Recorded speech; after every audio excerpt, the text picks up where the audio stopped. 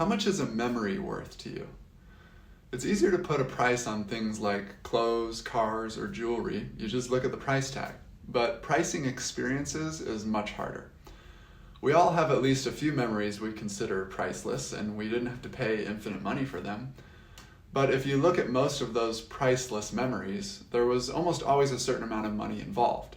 Maybe it was only the price of the lunch you bought while having a memorable conversation with a close friend. Or maybe it was the $15,000 that you dropped on your family trip to Europe. So I want to share a few thoughts with you on how to approach investing in experiences, because when done wisely, it could be one of the smartest financial decisions you'll ever make.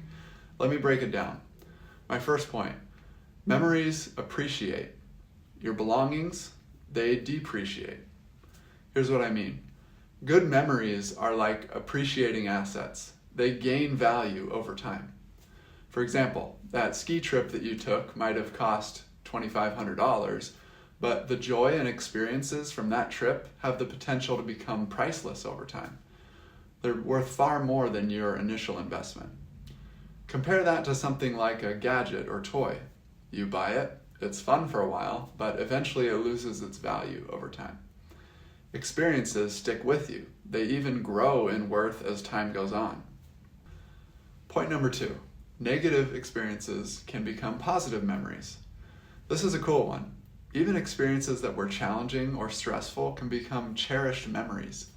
Studies show that people often look back on difficult experiences with a sense of fondness and accomplishment once they've had a chance to reflect on them. A few weeks ago, I completed a rim-to-rim hike of the Grand Canyon with my 74-year-old dad. And it was one of the toughest experiences of my life, but my sense of fondness for that memory and the quality time I spent with my father have continued to grow every day since I finished that hike.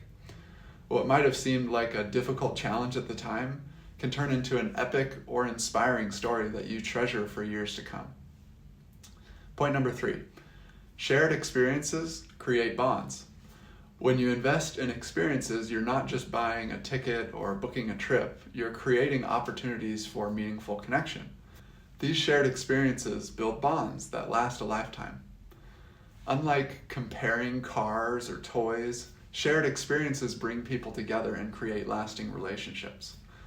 Most people I talk to who are looking ahead to retirement aren't interested in building wealth for the sake of having more money. They're building wealth because they want to have the resources to create great memories. But here's the catch.